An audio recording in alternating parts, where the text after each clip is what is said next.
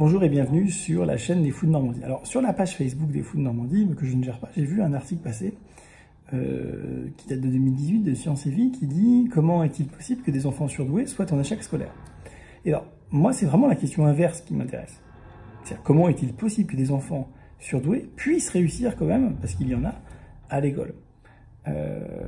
C'est vraiment ça qui, pour moi, est un vrai mystère, et je vais essayer de répondre à cette question.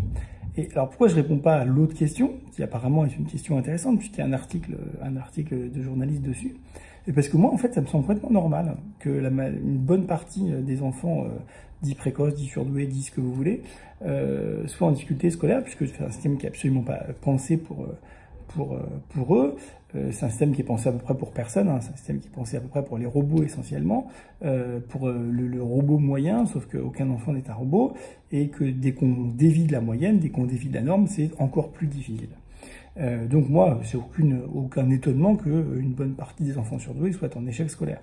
Et donc, comment est-il possible, dans ce contexte, malgré tout, de réussir à l'école? Je pense qu'il y a plusieurs conditions qui ne s'excluent pas l'une l'autre, qui peuvent s'associer à différents degrés, à différentes intensités. La première, c'est que si on a une volonté de se conformer, eh bien, je pense qu'il est possible que ce soit un facteur positif pour, malgré tout, quand on est surdoué, réussir à l'école. C'est-à-dire que la volonté de ressembler aux autres, de faire plaisir à la maîtresse, de respecter le cadre qu'on nous impose, le plaisir de l'obsessionnalité, le plaisir de la rigidité, de bien rentrer parfaitement dans des cases, il existe chez certaines personnes, hein. Il y a du plaisir, il y a un côté rassurant à rentrer dans des cases, et je pense que chez peut-être les plus anxieux sur un mode obsessionnel parmi les enfants surdoués, précoces, appelez ça comme vous voulez, eh bien, c'est un paramètre qui peut les aider à finalement avoir des bonnes notes, parce qu'en fait, ça va être un élément de plaisir, un élément de dopaminergique, et aussi, en même temps que du plaisir, ça va être un élément anxiolytique qui va les détendre, qui va leur faire du bien, et donc ils vont avoir une sorte de renforcement positif à se conformer à ce à quoi on leur demande. Donc ça, évidemment, c'est valable pour tous les enfants, hein, comme toujours, hein. Les enfants précoces ne sont pas des enfants différents, ils ont une intensité un peu différente dans certains paramètres, mais donc ce que je vous dis, évidemment, valable pour tous, c'est peut-être encore plus valable, là, pour le coup, pour les enfants précoces. Donc je pense que ça, c'est un des éléments les plus importants qui peut expliquer que des enfants qui ne sont pas tout à fait faits pour ce système puissent malgré tout avoir des bons résultats. Le deuxième élément que je vois qui peut expliquer pourquoi certains surdoués, certains précoces arrivent à avoir des bonnes notes, c'est quand tout simplement ils ont un plaisir social. C'est-à-dire que quand ils ont un plaisir, par exemple, à voir la maîtresse ou le maître qu'ils aiment bien, être content d'eux. D'accord? Donc là, c'est pas juste je suis rassuré d'avoir des bonnes notes et de rentrer dans les cadres. Là, c'est vraiment l'interaction sociale, c'est-à-dire je vais être bon dans cette matière parce que j'aime le prof, j'ai envie de lui faire plaisir, j'ai envie de le voir heureux, que je réussisse.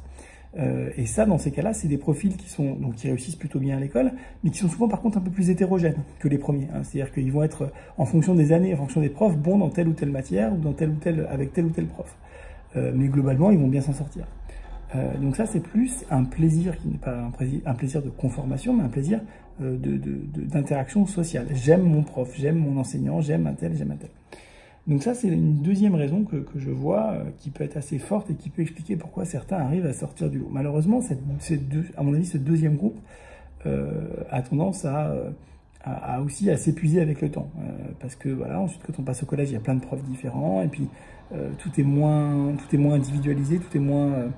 voilà, quand on a un prof tout le temps, toute l'année, il y a quelque chose de sentimental qui se passe, quelque chose d'émotionnel qui se passe, alors que quand on est un élève parmi 300, mais il y a moins d'interactions vraiment privilégiées entre les enseignants et les enfants. Donc ça, c'est un élément aussi qui peut faire qu'il y a un épuisement pour ceux qui sont plus sur un mode sentimental. Ceux qui sont plus sur un mode obsessionnel, eux, en général, ils s'épuisent moins. Alors ils peuvent s'épuiser quand même, parce que ça leur demande souvent un effort important pour se conformer à ce qu'ils ne sont pas, mais ils s'épuisent un petit peu moins.